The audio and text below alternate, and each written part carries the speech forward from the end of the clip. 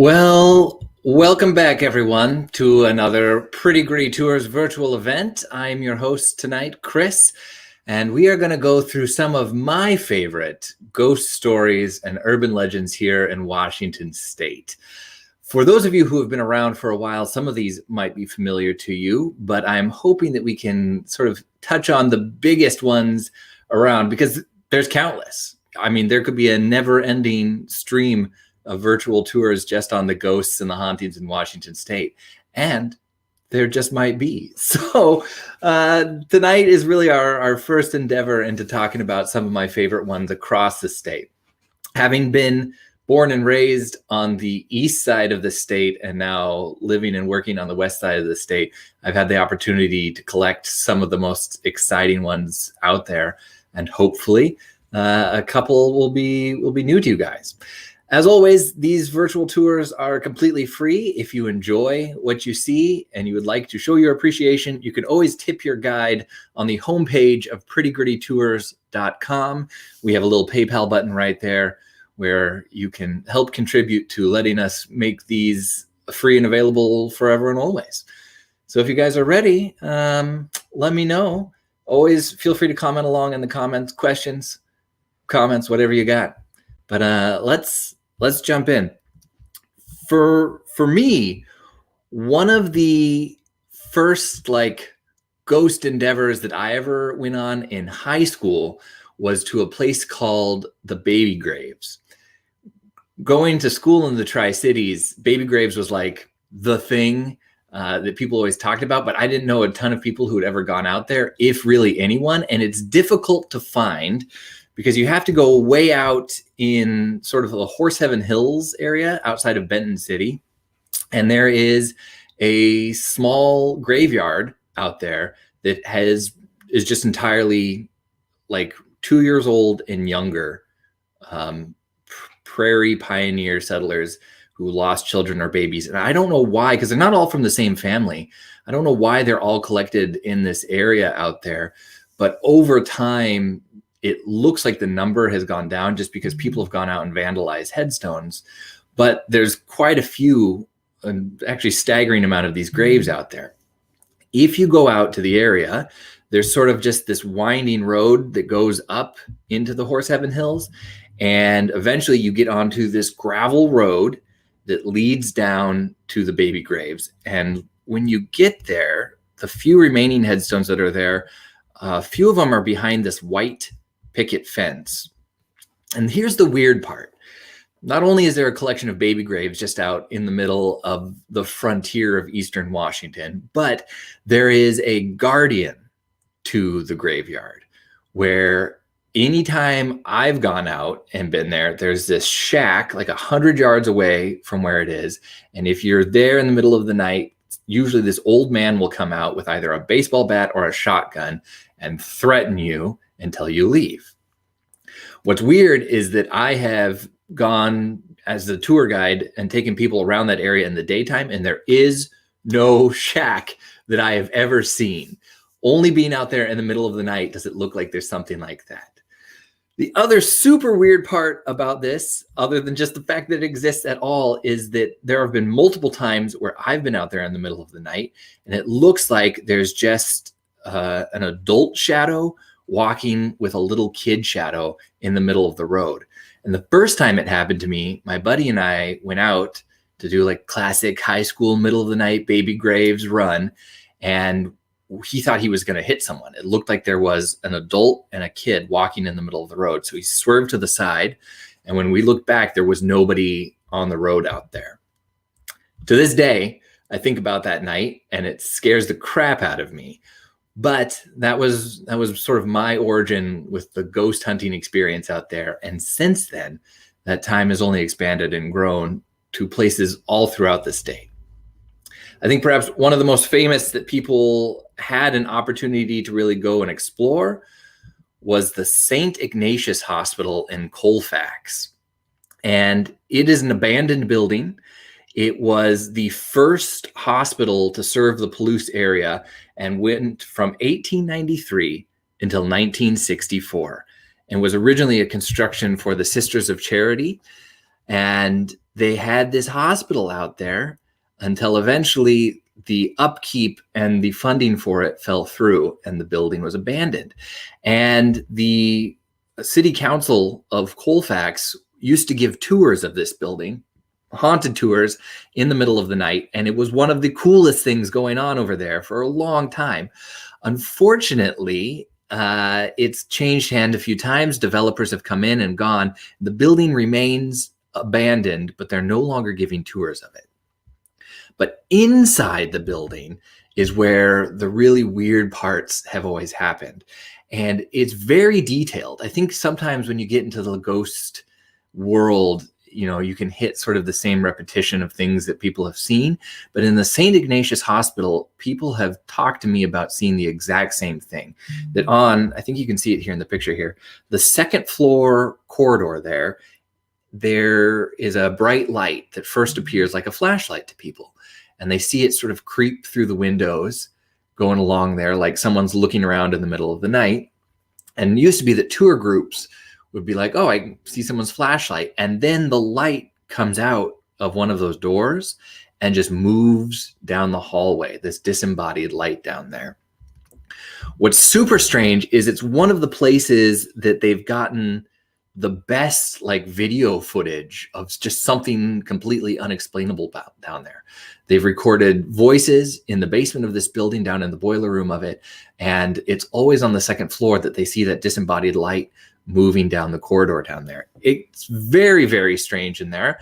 I'm hopeful that they eventually get to start giving tours of this place again, but it's just out in the hinterlands of Colfax out there. And it's this massive, daunting, terrifying school building out there, or hospital rather. I'm just checking here to make sure. Oh, see, and this is the thing. A lot of people had a personal connection to it because it was such a grand hospital out there. So many people have been connected to it or moved through it at some point. So it's not unfeasible for me to think that there would be a collection of people that didn't want to move on afterwards.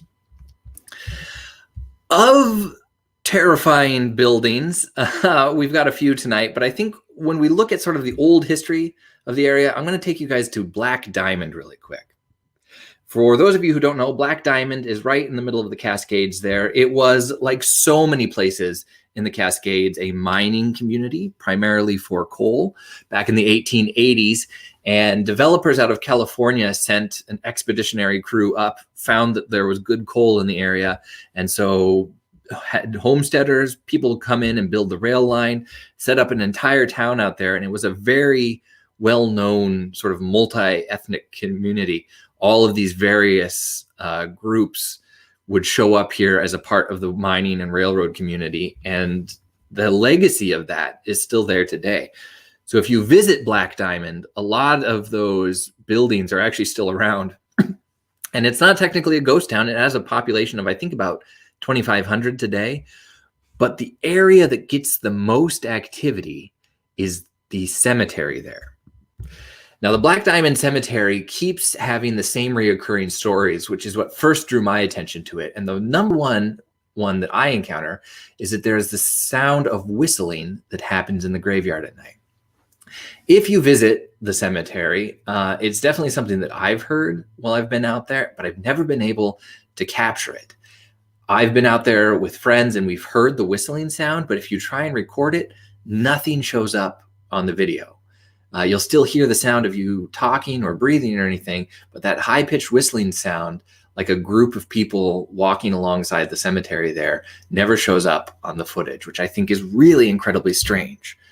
The other one, which has only happened to me once, but has come across multiple threads and boards, is that if you're there in the middle of the night, there will sometimes be a white horse that wanders through the cemetery at night.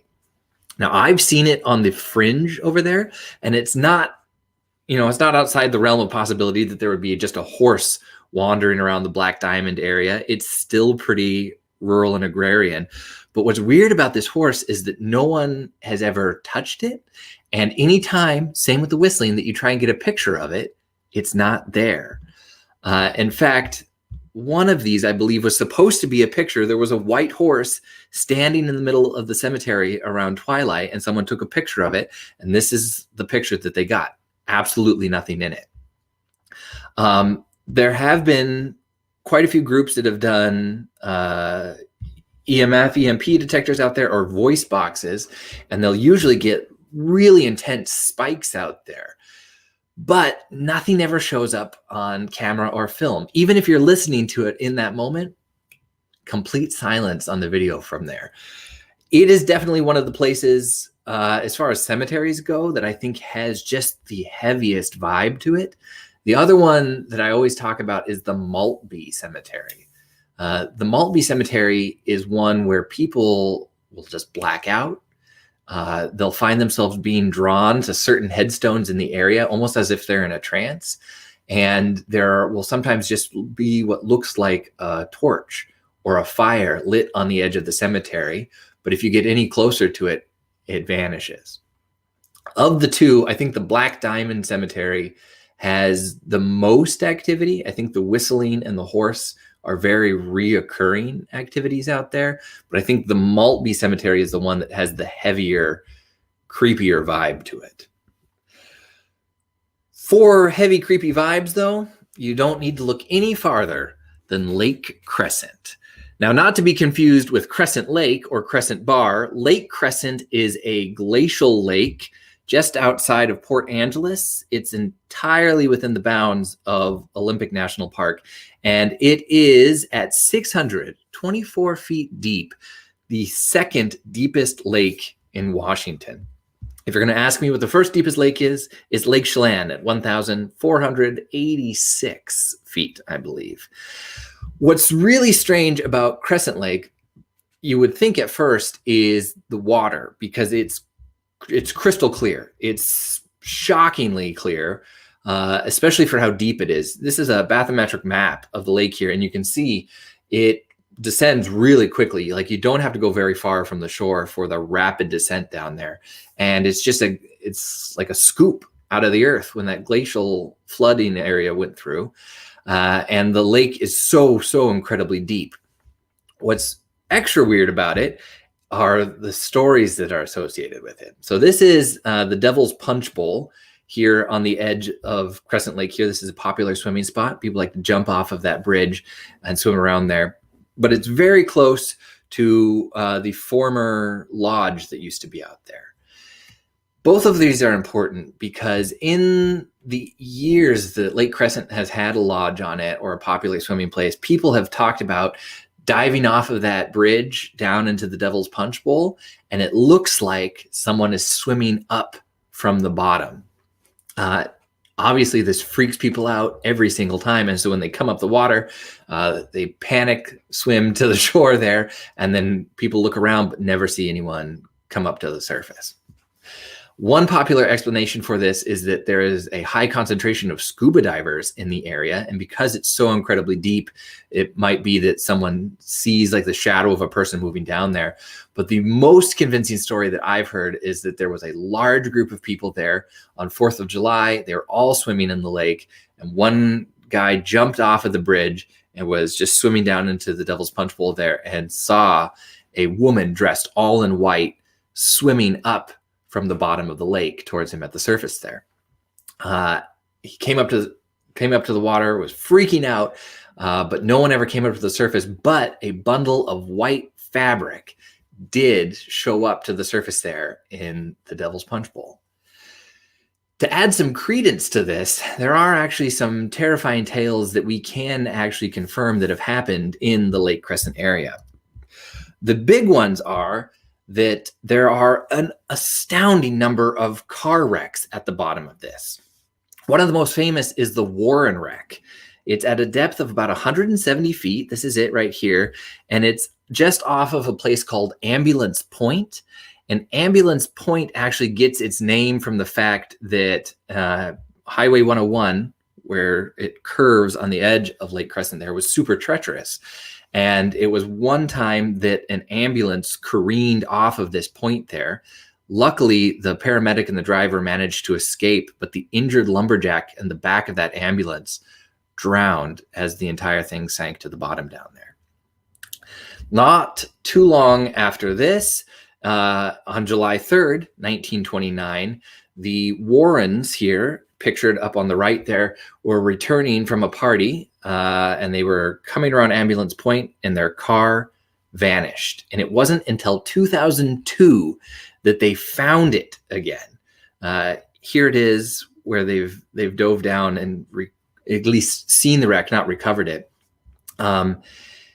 The car had no signs of the bodies anywhere inside of it, but they confirmed that this was the Warrens' car. And finally, after all these years, we're able to put to rest the story of what happened to them. And it's not an isolated incident. There are a number of car wrecks down there, some identified, some unknown, where the drivers, for whatever reason, have careened off the side of Lake Crescent and drowned in their vehicles at the bottom there. And we actually have some terrifying footage from a dive down there in Lake Crescent that I want to show you guys.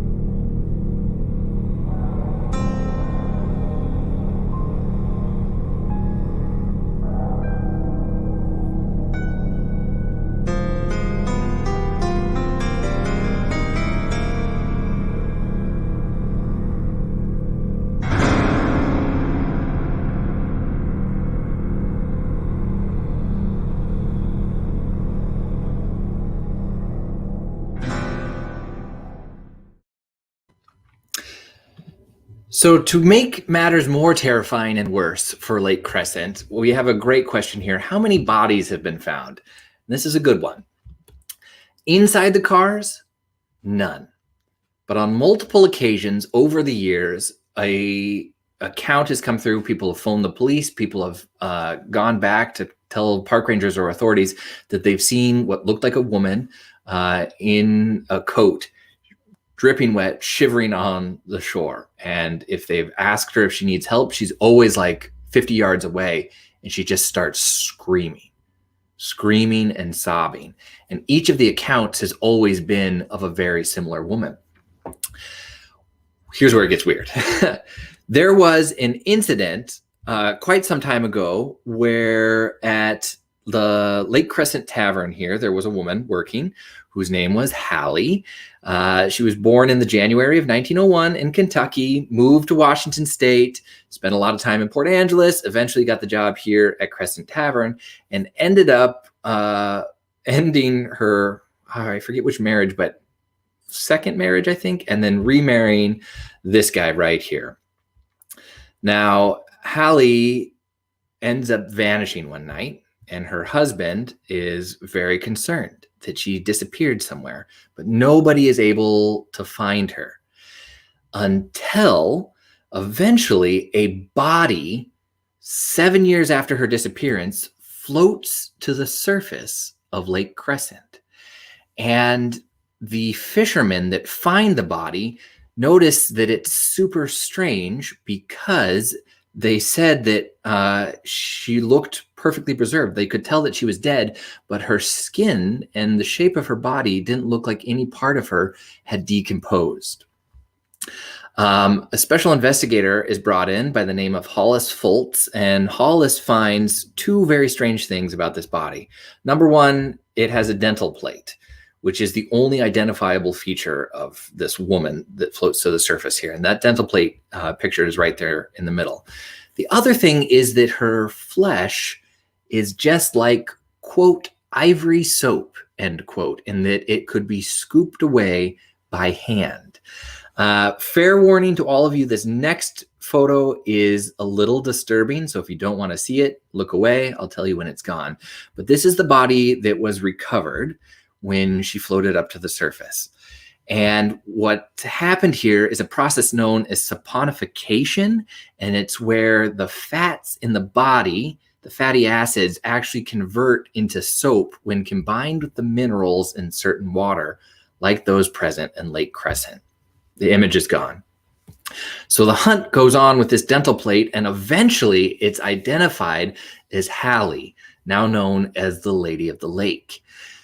They track down her old husband and find out that Monty here did in fact murder her, weighted the body and tossed her into the bottom of Lake Crescent.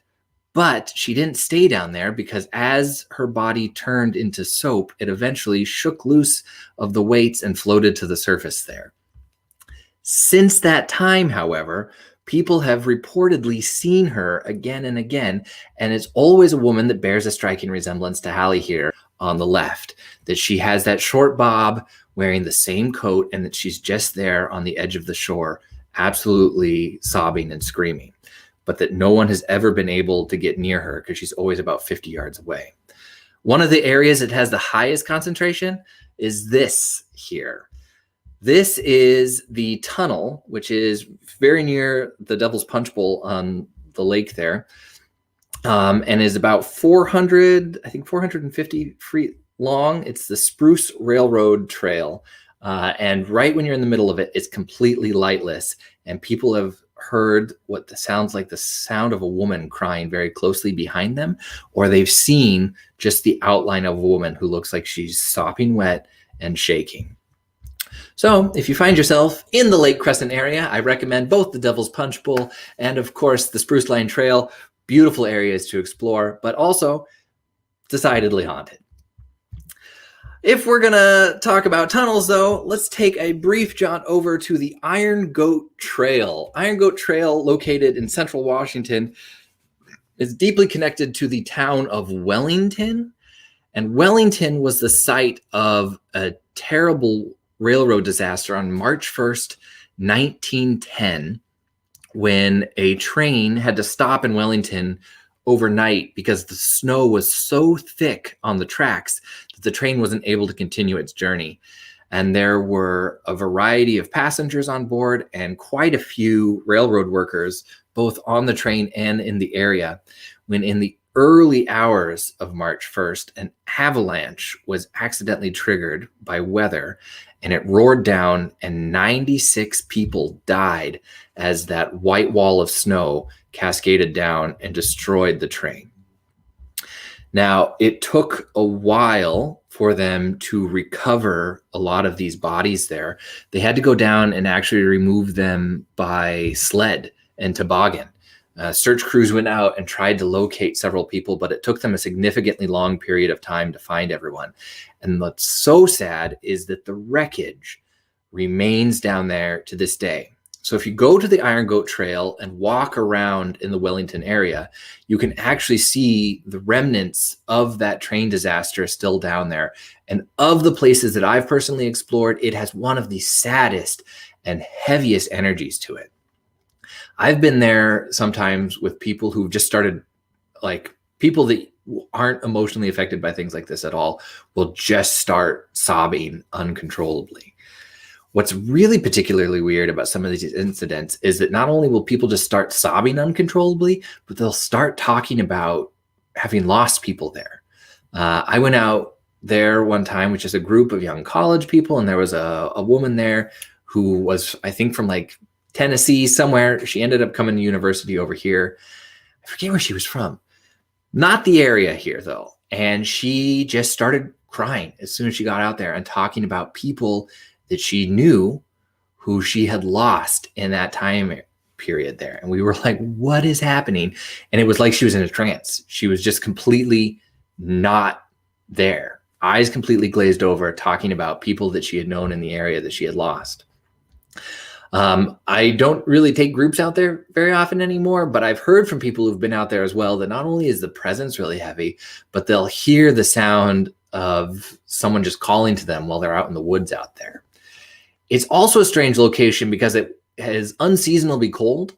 I've been down to the train wreckage down there and found it still covered in frost, even in the middle of summer sometimes. And it's a shady area down there, but to have frost down there is still pretty strange. You can even see your breath sometimes while you're down there. If you're looking for it, the Iron Goat Trail is just off of Stevens Pass on Highway 2, and it's not difficult to get to the Wellington area and explore the wreckage down there. If you're looking for a haunted encounter, it's definitely one that I recommend to people because the trail itself is gorgeous if you're looking for something to do, and the history of the area is always good and deeply tragic, which I know what you guys are into. So let's take a little meander back now to the peninsula, to one of my favorite areas that I think has definitely got a haunted history to it and is unique in that it's an area that's still very well preserved and that you can explore today.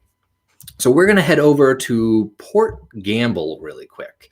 Port Gamble, right out here on the peninsula, is one of my favorite, like, just quaint small towns. It's got a dark past to it, though. It was an area of intense conflict between the indigenous peoples in the area and the early sort of white settlers in the area. It has also been an area of intense violence between the indigenous people that were here before. It used to be a major area where the Haida tribe would come down from the north and capture slaves and then take them back north. And that area that now constitutes Port Gamble has seen a tremendous amount of violence and bloodshed over the last several hundred years. The house in particular that I want to talk to you about, though, is the Walker-Ames home. And this is famous, I think, certainly throughout the Port Gamble community, but beyond, and has been an area of intense scrutiny and investigation since the 1950s. I think My Ghost Story, maybe Ghost Hunters International have all filmed out here as well. It's a creepy home. It was designed for an engineer in the area back in 1889, and the master mechanic and engineer, William Walker, was the first guy to move his family into this here. He married the mill's manager, or the daughter of the mill's manager, and then they all lived together in this house pretty much for the longest time. The family had several children in there, and over time, the legend has gone that it is the children that have returned to this home, and in particular, their governess, because these presences that are detected in this home are always of very small children doing sort of naughty things. But in the basement of the home, women in particular feel the presence of a stern woman, and people will get hit. They will feel what feels like just a strike either across their legs or their face. In some situations, they've actually had like handprints or welts on their body afterwards. It's not just the basement, but the attic that gets a ton of sort of paranormal activity and feelings in there. And one of the paranormal investigation groups in the area, A Ghost, actually did an investigation there not too long ago, if I'm not mistaken, and they got some footage, which I could share with you guys now.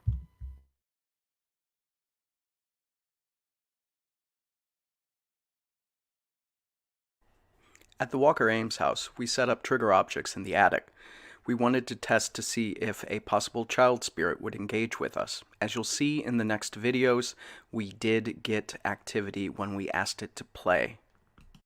Can you touch the teddy bear? What time is it?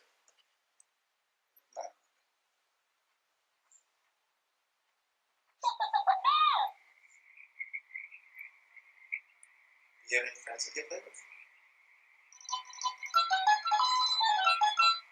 Time?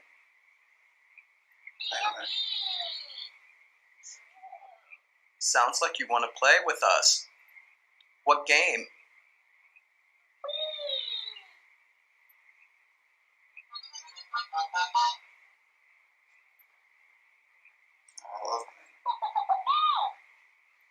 We like to play. Do you want to play dominoes?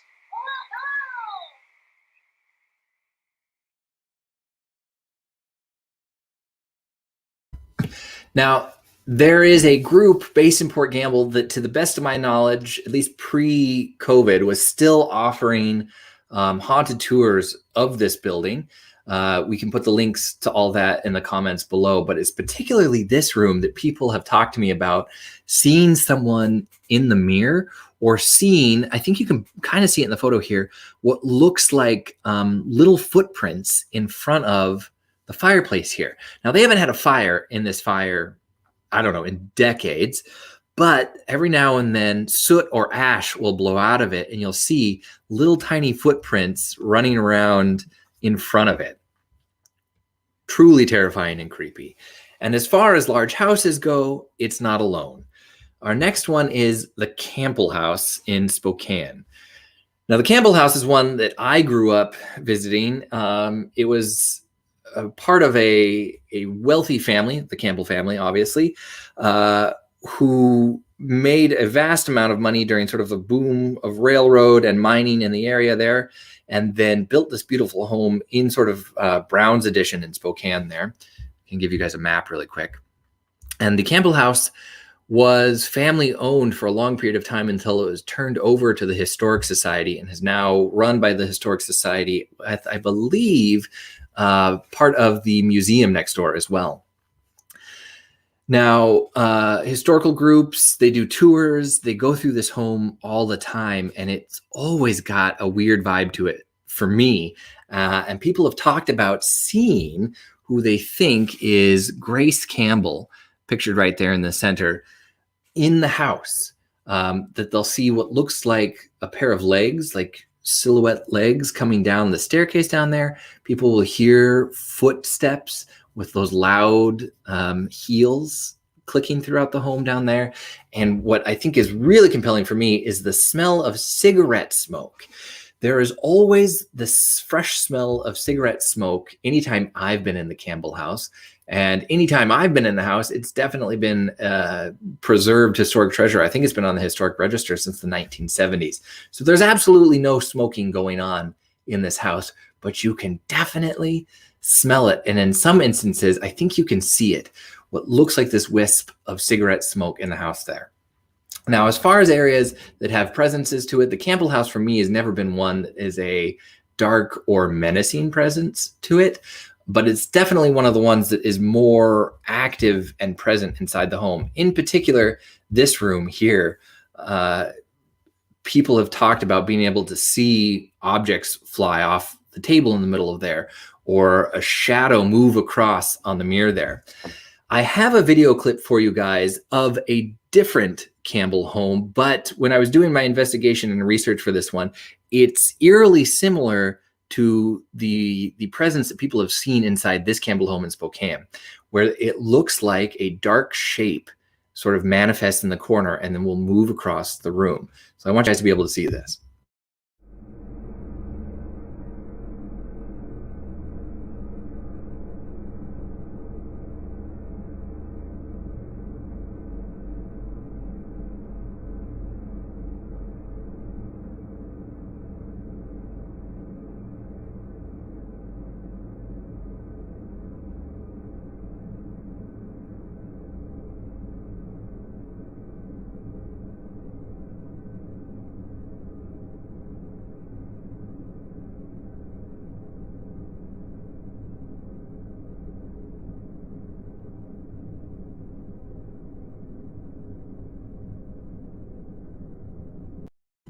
So again, that's from a Campbell house in Texas, but what's strange to me is how eerily similar it is to what's been described at the Campbell house in Spokane as well. Campbell house, yikes. It's not just the house in Spokane that has first attracted my attention, but growing up in the Spokane area as well, the story of the Greenwood cemetery steps, I think, was ubiquitous in the area.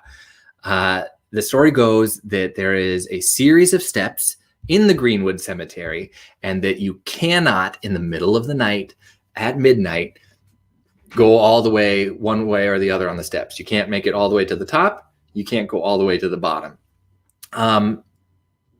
I've done it a few times, but I've been with people who have said that they've gotten about halfway on the staircase and they've just felt like this feeling of dread take over them. I will say, though, that the mausoleum that's near the staircase freaks me out more than any other place in this cemetery. That it has often had the doors, almost like someone's inside, rattle. For years and years, I know people have been trying to get into this particular mausoleum, and I've often wondered if someone's been trying to get out of it as well. Near the staircase, though, there are always voices, weird sounds of people calling on one side of the cemetery and another, almost like they're lost in the middle of the night, and no one has ever showed up to it. And that's what's weird to me, is that people on either side will be calling to each other, but nobody shows up. And every time I'm there in the middle of the night, you're always just panic stricken because you're in a graveyard in the middle of the night. But to have the stairs be the area for it is what's really strange. I was friends with a guy who grew up in Spokane as well, and he had the weirdest account of these stairs in the Greenwood Cemetery that I'd ever heard. That he was like, I'm going to just prove you guys wrong. So in the middle of the night, he was going to do the stairs and then call us afterwards. And we were all waiting for him on the edge of the cemetery. So he goes, he does the stairs, we think, and then he was just gone. For like 6 hours, we couldn't find this guy. We couldn't get a hold of him on his phone. We couldn't get any of his text back or anything. And eventually he just called us. He was like, are you guys going to show up at the stairs or what? So we were like, where have you been for 6 hours? Like, we were legitimately concerned that something bad had happened to this guy. Turns out, based on his account, he had just gone to the foot of the stairs, taken 2 steps up, and then was like, I'm going to wait for them. And then had no recollection of the last 6 hours. He thought that he had just been there for a couple minutes. And to this day, this was like 20 years ago, he swears that he only went there for that period of time. And he's not the kind of guy that I've known to make something up like this. And he's not alone. Other people, when we make fun of him for this story, have confirmed that they've gone out to these stairs and then for hours, time will have just passed and they felt like absolutely nothing happened. Like in the blink of an eye, they were gone and then came back and hours had passed in that time period there. And it's not alone. Outside of the Greenwood Cemetery, there's another area in Spokane that people talk about where there is a cave just north of this area that people go to and will explore around and then come back. And if they try to show someone where it is, it's never there. And I have gone several times to find this cave out there and it's just never there. People who have been out there will go back trying to lead me around the area, never find it. And it's the same thing where they'll go and they'll look like they're just in the cave for a little while, but hours will have passed in that time period.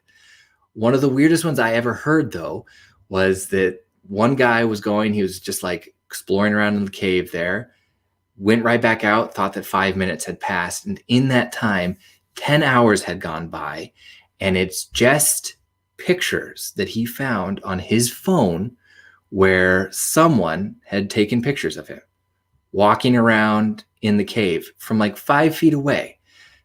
He's looking at the camera, sometimes looking at things in the cave, but it's just a series of pictures of him on his own phone. And he was in that cave alone and has no recollection of that 10-hour period where someone was taking pictures of him. Super, super freaky. I think about that to this day as well. As far as haunted buildings on this side of the area, I would be wrong to not tell you guys about Old City Hall. Now, a lot of you who are in the Tacoma area are probably already familiar with this building. Built in 1893 as the original city hall for the Grand City of Tacoma. It remains downtown to this day, but has been pretty much abandoned since the 1980s. There was a brief period of time where they put basically like a small mall inside of it. It had a variety of independent businesses, small shops, restaurants, barbershops, things like that. And they were going to revitalize life into it after it stopped being City Hall in the 1950s. But it never took off, and the building has always had a terrifying vibe to it, due in no short part to the fact that the original 1893 jail cells, windowless vaults of terror, are still located in the bottom of this building. Now, I've been in here, and I have a video tour on our website where I've gone through this whole building and showcased it. But of the parts that I've seen, the two that scare me the most are the jail cells down here, because they're in the bowels of this building without any windows whatsoever. And to give you a brief taste of that, here's a video clip of me exploring down there. So you can still see all of the various bars. And then right here is the entrance to the corridor outside Pacific Brewing. So right through there, you'd be in the alleyway. And that used to be a conduit that they would take prisoners to the police station that was next door. As you can see, there's a series of underground passages where they still had all of the cells.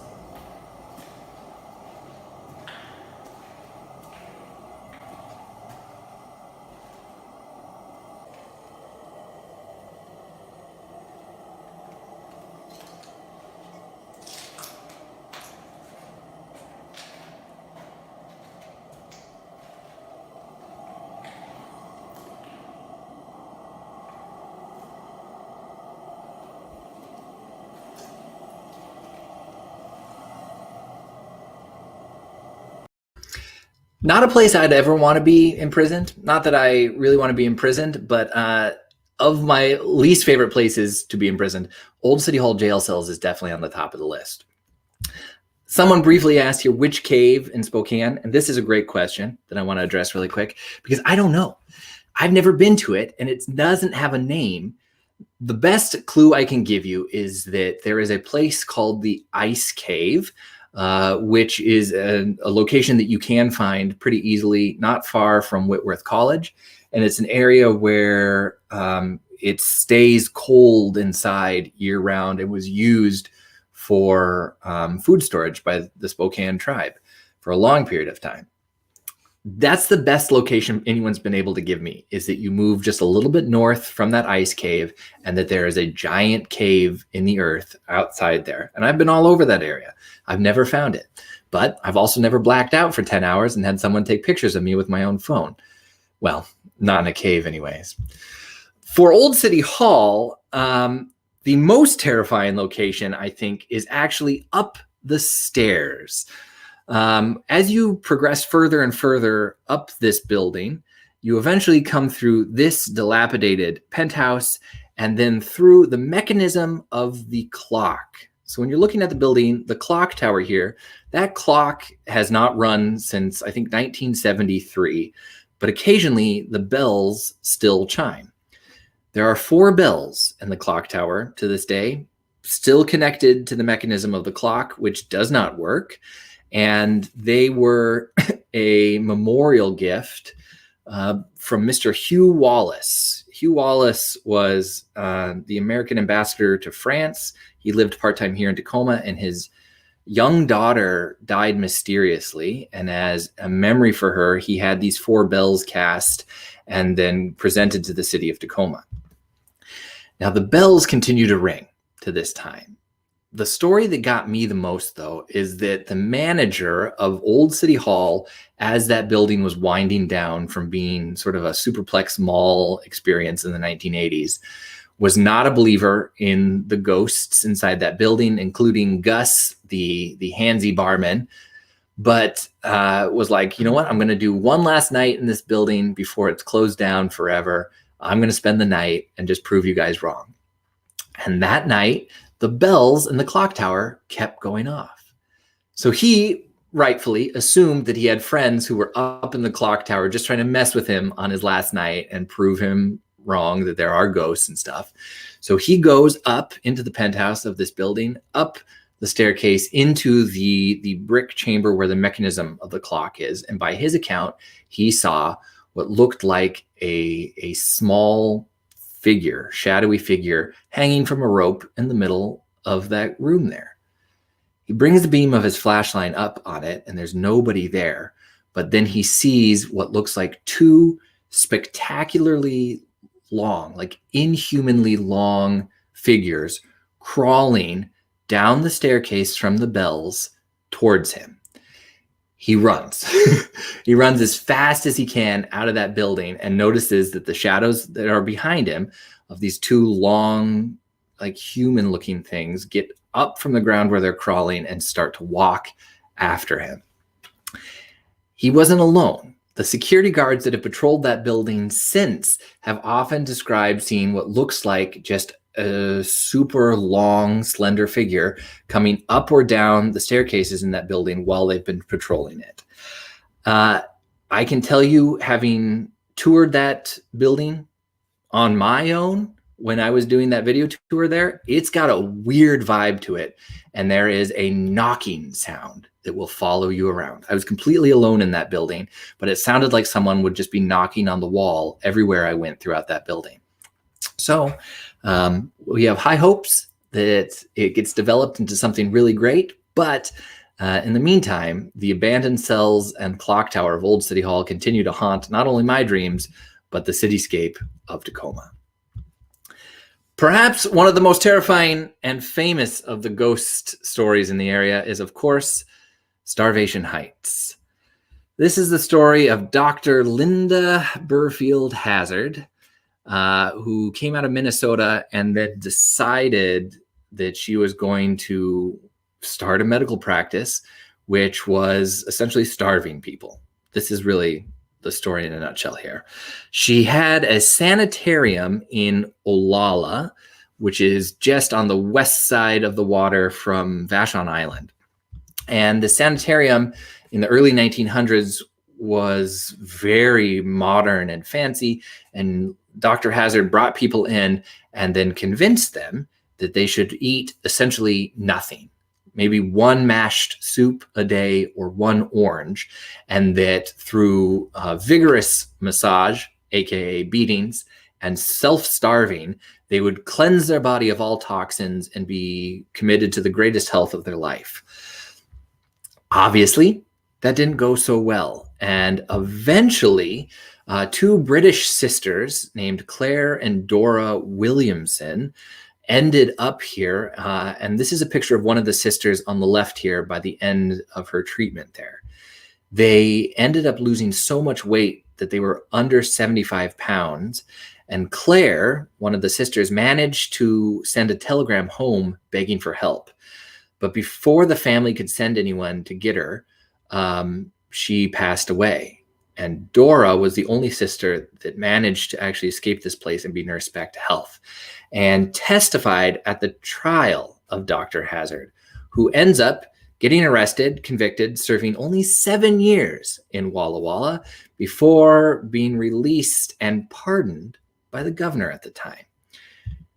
Once released, she went to New Zealand for a period of time where they chased her out of town for practicing without an actual medical license, and showed back up in the area where she started starving people again. Eventually, she finds herself under intense scrutiny and has to abandon this, and ends up dying by committing herself to her own practice and starving to death in 1938. But there is a list of individuals who have died in this area being starved. And the list is only the people that we know of. The home today, still out in the area there, and has all sorts of just terrifying encounters to it out there in the woods, including people will see people come off the road and they look like these emaciated, shambling figures stumbling out of the woods there asking for help, but no one is ever there when someone stops the car to get them. Nobody is allowed to go out and tour Starvation Heights anymore, or Starvation Heights. Unfortunately, there was a rough encounter with a ghost show that happened out there. And so the owners of the property don't like people going out there anymore. But the legacy of Starvation Heights still continues. And for me, it's definitely one of the darkest and most fundamentally haunted places in Washington State. It would have been wrong of me to leave it off. Same goes for Stadium High School. Now, if you've been around for a while, you know that I personally believe Stadium High School is haunted behind any shadow of a doubt. And there are so many accounts that I think back that up. Not the least of which is the fact that there's a whole chain of events around the brutal mutilation of a young Chinese girl in the area back before it opened as a high school. This was back in the time when they were constructing that building to be opened as a luxury hotel for the Northern Pacific Railroad. Also around that time that it was going to become a hotel and then transition into a high school, there was a gentleman who ended up committing suicide by hanging in the Gulch, Old Woman's Gulch, which is now the Stadium Bowl. And there have been a series of recorded tragedies in and around the school since that time. So the building itself has a dark vibe to it, not just down here in the boiler room, which is the area that has had some of the most intense activity for me, but also in the series of steam tunnels that run underneath the school. There have been multiple times where people have seen something just walk around the corner there that looks like a little girl somewhere in the middle of the school. For those of you who know me, I have definitely seen some little girl-shaped figure walk around that school.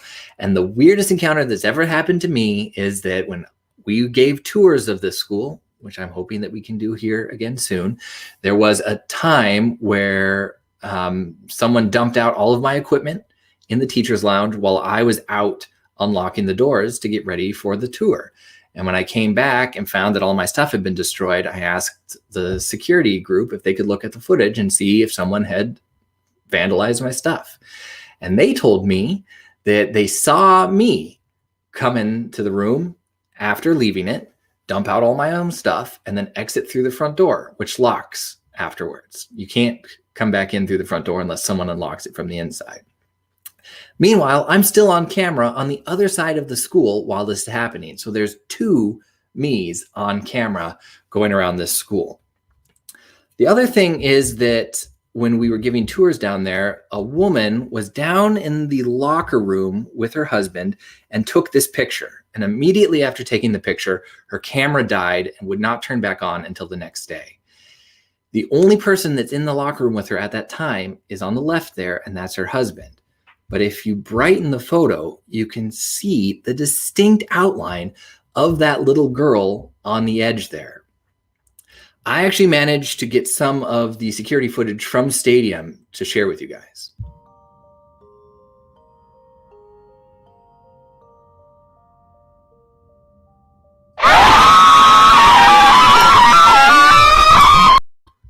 Okay, it wouldn't be a true Pretty Gritty Tours ghost tour without at least one jump scare. Hopefully some of you knew that it was coming.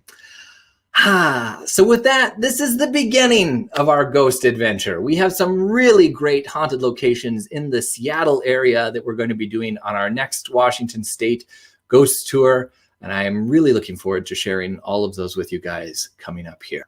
But until that time, I want to thank you guys for coming out and joining me as we explore around the area and for your patience with the jump scares. If you've enjoyed your tour and you'd like to tip, you should feel free.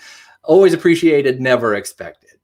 Until next time, friends, I'm Chris Stottinger, encouraging you to keep on exploring. I'll see you guys very soon. Have a good night.